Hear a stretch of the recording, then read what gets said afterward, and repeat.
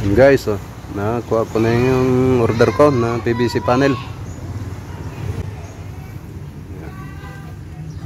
Itong gamitin guys, oh.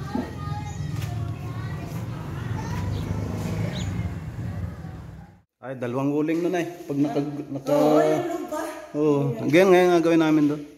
Eh wala, yan lang pinupit-tupit ko pati yung paring. Dapat 16 inches lang yun, PVC lang eh. Oo. Pag kami nagang paring 16 inches lang, 16 inches eh, malimit. Oo. Eh kahit pinupit-tupit ko yan, maganda lang yung bubuhatin niya, ito lang PVC. Magano man yan? Nagaan. Kasi ang standard ngayon, 16 feet eh, ganyan lang, ganyan lang. Ayos guys! Panibago na naman style. Yan guys, ah. Konti na lang kulang. Tapos na yan. Lagay na lang po ng hanger. Ayan, susunod na yung kwarto buka. Oo. Lagyan mo na ng hanger are, para matibay. Si brother mo ka. Kaya hapon na, hindi na uuwi siguro. Nandun yung sa kanyang mga sayo. Hanger para matibay yun. Hanger dito, hanger. Tapat ng mga parlina. Ano yan, akin pa niya? Oo, yung kuhan ko pagka tapos na.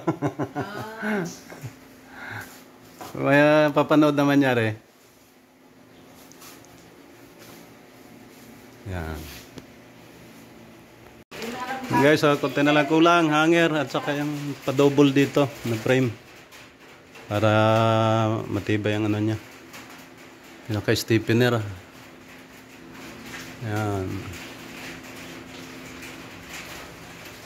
Naka-cublight siya, cublight. Design. Pwede maglagay ng ilaw sa loob.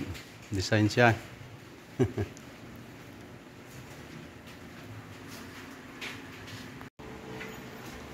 Bakit baligtad?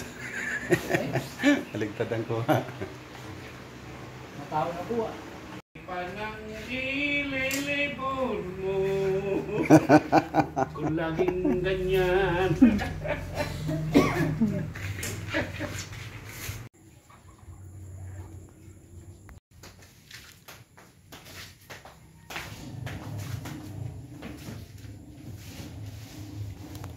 Yun guys, oh.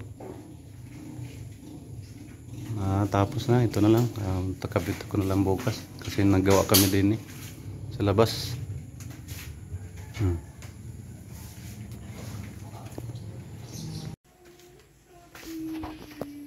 Yun guys, tapos na yung aming matatapos na.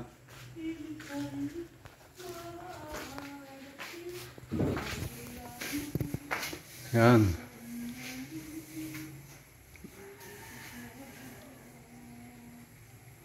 Meron na rin. Oh. Nilagyan ko na rin ng wirings. Pati ito, dinagdagan ko ng switch. Para dyan sa cublight. Oh, pati yun, meron na rin. Yan. 3 ilaw. Para sa 3 switch. Yan. Yan, oh. Saan dyan, sa tapat na yan. Yan, yung isa doon. Meron din yan, nakaabang. Pintura na lang. Silya, pintura.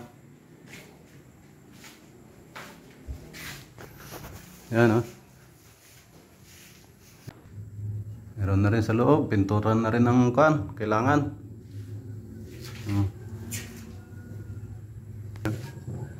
Yun, oh. Meron na rin. Instalasyon yan. Tsaka yun.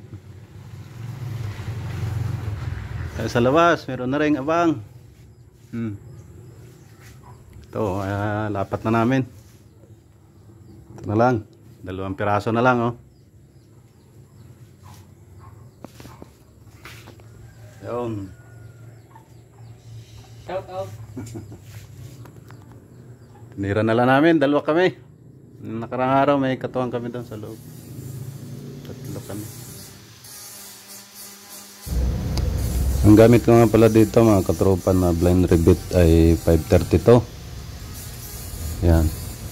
Bale yung mga na-grinder ko dyan, na-grind ko ay yun yung mga labis na ano, pinakaulo ng blender bit na hindi masyadong bumaon doon sa groove.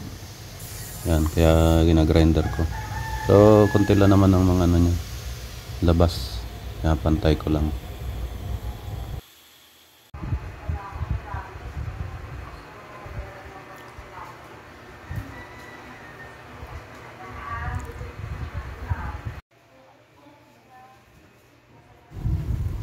Napansin nyo dito mga tropa yung connection ng horizontal joist papunta doon sa wheel stud. Dito yung dalawang pamaraan paano yung connection nya kapag metal paring ang gamit.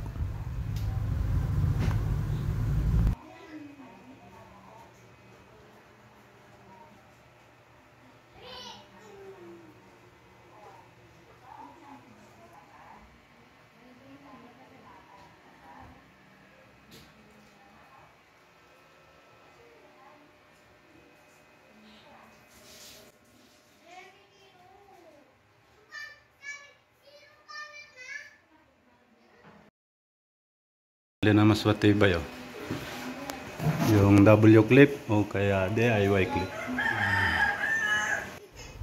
Yun, maraming salamat sa inyo mga tropa sa pagsubaybay sa aking munting palabas. Sana nakapagbigay ako ng konting karagdagang kalaman sa inyo. At kung inyo po nagustuhan ay paki-subscribe na rin po ang akin pong munting channel. Maraming pong salamat.